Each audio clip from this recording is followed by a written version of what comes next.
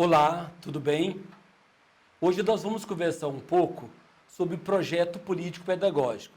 E nós vamos partir de uma obra bastante conhecida nos concursos, que é da Ilma Passos de Alencastro Veiga, que ela vai trabalhar a questão do projeto político-pedagógico de uma escola, uma construção possível.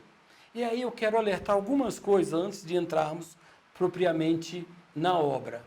A Ilma tem um papel muito importante no Brasil nessa discussão do projeto político-pedagógico. Porém, ela não está sozinha. Ela está falando com base em outros autores, outros pensadores, ela está trazendo o conhecimento de outros pesquisadores. E, nesse sentido, nós precisamos valorizar a presença da Ilma Passos como uma pessoa que sintetiza também esses conhecimentos. Por exemplo, quando nós falamos de gestão democrática da educação, quando a Ilma cobra lá no PPP a questão da gestão democrática, ela está trazendo outros autores, ela está trazendo o Vitor Paro, ela está trazendo o José Mário Azanha, ou seja, são discussões presentes no texto da Ilma, mas que está presente em outros também. Então, por isso, o nosso esforço principal aqui será o de trabalhar um pouco esses conceitos presentes na obra da Ilma, né?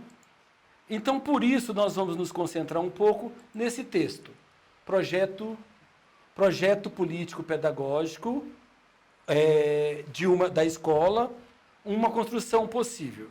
E aí ela vai começar nos alertando, também baseada em outros autores, tentando conceituar com a gente o que é um projeto político-pedagógico.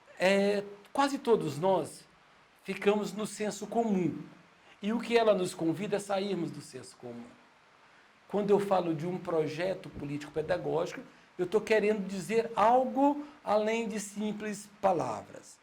E no comum, no dia a dia da escola, algumas coisas importantes passam a ser chatas, sem sentido, pouco estimulante. O PPP é um deles. Assim como são os HTPCs, os HTPIs, os planejamentos de aula, os momentos de formação, acaba se perdendo muito em função do que é cobrado na rotina do dia a dia. Mas aí uma Passos e diz assim, vamos entender o que é o PPP? Então, primeiro, é um instrumento de trabalho, que mostra o que vai ser feito, quando vai ser feito, de que maneira vai ser feito e por quem vai ser feito. Então, e é óbvio, quais são os resultados que se espera. Então, quando nós falamos de PPP, estamos falando de um instrumento muito concreto, que precisa ter claro essas informações. Dentro da escola, eu preciso atuar com a comunidade, dentro da escola eu preciso valorizar os professores, dentro da escola eu preciso ser criativo com os alunos. Então, tudo isso eu estou falando o que eu pretendo fazer dentro de uma escola. Logo, isso precisa estar no PPP. E, além disto, de dizer o que é, para que serve, como será feito, para quem será feito e quais os resultados, é importante lembrar que o PPP explicita, ou seja, deixa claro uma filosofia. Dentro do PPP está a filosofia daquele grupo que atua na escola e harmoniza as diretrizes da educação nacional. Então, as diretrizes da educação nacional dentro da escola, ela se acomoda, ela encontra respaldo dentro do PPP. Se ela não tiver dentro do projeto político pedagógico da escola, a bem dizer, ela não está na escola, porque ela precisa estar dentro do projeto. E ela precisa traduzir a autonomia dessa escola, definindo o compromisso com a clientela. Então, o PPP, nesse sentido, assume dimensões importantes. Todo projeto político-pedagógico é importante. Agora, quando eu falo da minha escola, da escola que nós estamos, que o grupo de educadores está, havia uma força muito nisto. É preciso que o PPP seja o retrato daquele grupo, daquela comunidade, daqueles professores. Como todo projeto, ele tem que estar intimamente ligado aos compromissos sociopolíticos. Não há uma escola sem compromissos sociopolíticos. Logo, também, não haverá um planejamento, não haverá um projeto político-pedagógico sem esses compromissos sociopolíticos com os interesses reais e coletivos daquela população. Se eu falo de uma escola dentro da prisão, ela tem que ter um projeto político-pedagógico que represente aquele espaço cheio de grades, aquela falta de liberdade, a dificuldade de mobilidade. Se eu falo dentro de uma escola, dentro de uma aldeia indígena, ela precisa representar aquele compromisso com a natureza, aquela busca pelo crescimento naquele espaço que eles estão.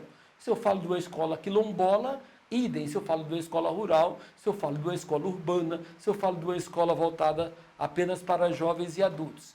Então, a escola precisa representar essa população. E também é importante lembrar, e aí nós vamos ter isso bem enfatizado no texto da Vilma, que o PPP vai além de um simples agrupamento de planos de ensino e atividades diversas.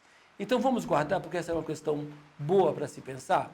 Às vezes nós pensamos que se você pega o plano de aula de cada professor, forma ali o plano de ensino da escola, você junta tudo isso e você vai chamar isso de PPP? Ela está dizendo, não é. Isso é uma coisa, é importante e é necessário, mas não é o projeto político-pedagógico.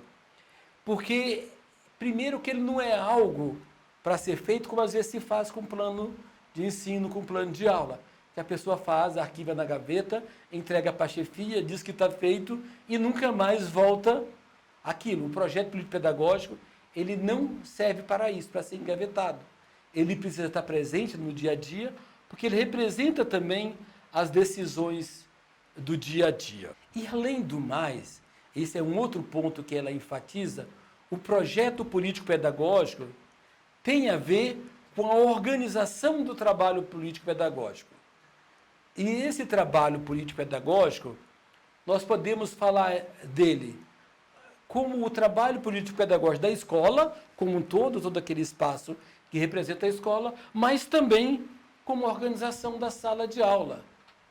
Gente, é importante lembrar, nada dentro de uma escola se concretiza se não se efetivar na sala de aula. A realidade da escola passa pelo que acontece dentro da sala de aula.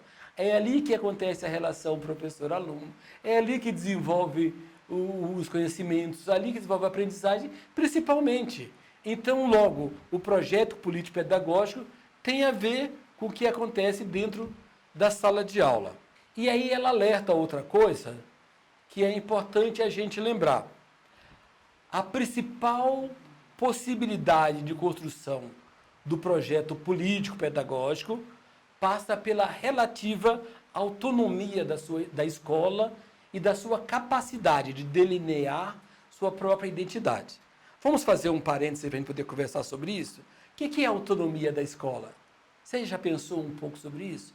Quando a Ilma fala aqui de autonomia, ela está falando de um outro autor que vai discutir a autonomia da escola, que é o José Mário Azanha.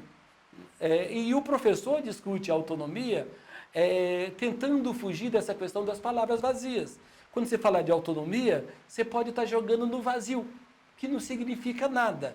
Então, como nós podemos caracterizar autonomia?